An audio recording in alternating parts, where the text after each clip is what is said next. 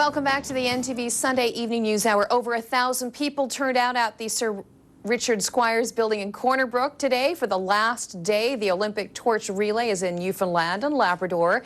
After winding its way through the Humber Valley to start the day, the Olympic flame made its way through the streets of Corner Brook this afternoon, culminating at, as we mentioned, the Sir Richard Squires building, when Special Olympian Jackie Barrett carried the torch to the stage during a 2-hour Olympic torch relay community celebration. During the ceremony, residents were able to have their photos taken with the Olympic torch or one of the torch bearers assigned to carry the flame through the streets of the community. Following today's event in Corner Brook, the flame made its way west to Stephenville, Kippens, and Port-au-Port before making its way to Port-aux-Basques tonight for yet another formal ceremony. Community celebration, rather. Tonight's event in Port-aux-Basques marks the last leg of the official Olympic torch relay in this province, with the flame now making its way to Nova Scotia to continue its journey all the way to Vancouver for the start of the 2010 Winter Olympic Games in February. And backpedaling with the flame, I should say, the torch relay convoy rolled into Conception Bay North over the weekend with stops in Carbonear, and we saw there the Crimson Sunrise greeted a small but certainly enthusiastic crowd on Harbour Rock Hill yesterday morning for another leg in the Cross Canada relay. The early morning hour and the cool temperatures didn't deter the crowd, though, as they bundled together for the arrival of the tour buses and the torch bearers. The crowd came to see the Olympic torch being lit and to watch Carbonear's own Victoria Ralph accept the torch on behalf of athletes and Canadians right across the country. Mayor Sam Slade welcomed the crowd while passing out, I should say, MP Scott Anders, who's been following the relay, said it was a proud day for the whole area.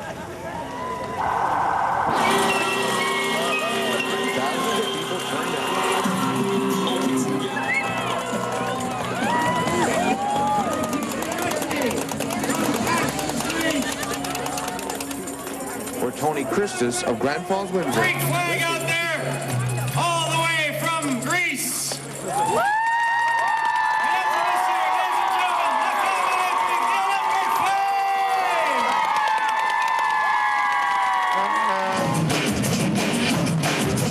Stopped in many other communities throughout central Newfoundland, and the torchbearers that ran each leg came out to Grand Falls-Windsor to celebrate the night.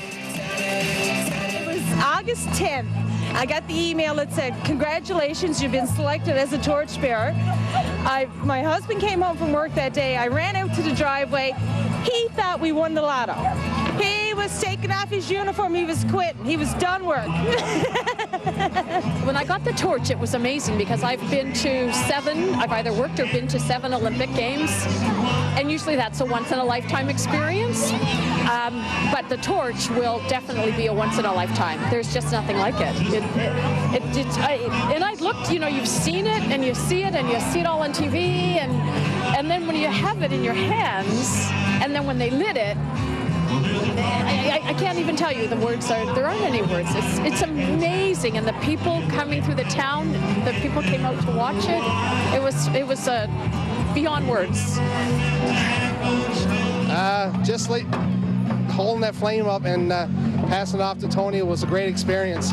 Just knowing that somebody with the Special Olympics that came here and lit the cauldron, and it was just nice. All I can say is that I had an awesome time. It was something that was worthwhile, and I can't believe that I did it. And I thank everybody for what happened today. You know what? The visit to Newfoundland has been unreal. Coca-Cola and the team is so excited to be here. I mean, really, the Olympics are about bringing, involving everyday people from across the country, from coast to coast to coast, and to be this far east and celebrating here in Grand Falls-Windsor is just unbelievable. It's been awesome. The Olympic torch stopping in central Newfoundland is a memory that people all over this region will not soon forget. Shane Budgell, NTV News, Grand Falls-Windsor. Well, the Olympic spirit certainly swept across our province over the past week. Today, the torch wrapped up its tour of the island. For many, it was a once-in-a-lifetime experience, and it is our newsmaker of the week this week. Here now is NTV's Fred Hutton.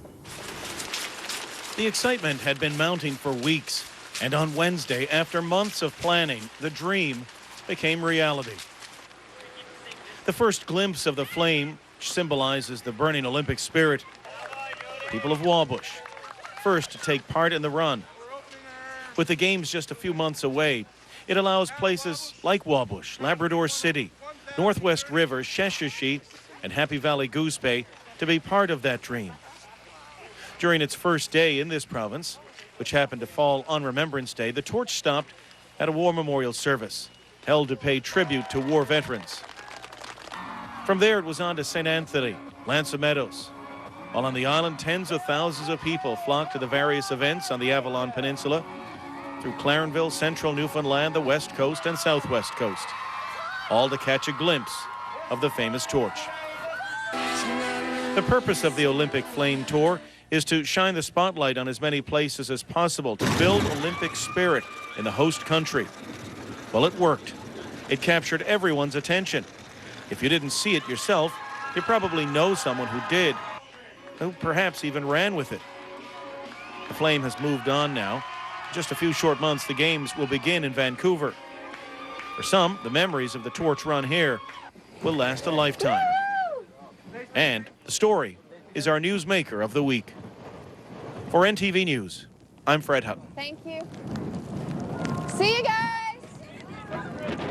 Give you a quick hug before we, shall we do it? And that is the NTV Sunday Evening News Hour. Before we leave you tonight, Da, da, da, da, da. you carrying a torch for me? I'm carrying a torch for you. So This is sweet. the actual torch that I carried on Wow, Friday isn't from it cool? Signal Hill. Wow, it is really wicked. cool. And a few people are wondering why I haven't cleaned it yet. But Yeah, they say it's kind negative. of, it's more special. Is that With the the right soot way? on it, With okay. the Olympic, because it's the soot from the official Olympic flame. So how could I dare wash that off? What a keepsake. What are you going to do with it now? You're getting a bit close. I'm glad I'm it's sorry, not Liz. I can't light it anymore. The canister is out. It's actually going to my mom and dad. It was my dad's birthday on November 13th, the day that I ran with the torch. So Oh, wow. the torch is actually my dad's for his birthday. Excellent. What a wonderful thing. What a great daughter you are. My goodness Aw. gracious. And that is the NTV Sunday Evening News Hour. Thank you very much for joining us. Job well done. Good stuff. Thank you very much. We'll see you tomorrow night at 6. Good night, everyone.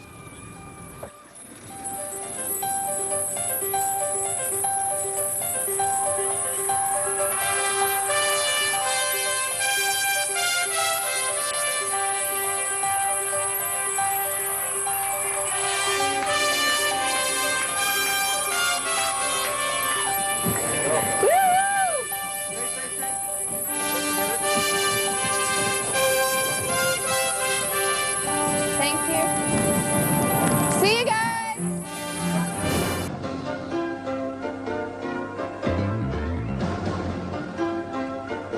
And here's hoping the weather cooperates tomorrow when the Olympic flame finally reaches our region.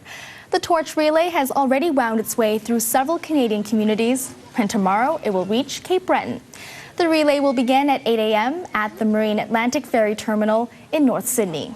From there, it will travel over the next few days through the province and into New Brunswick before reaching Quebec.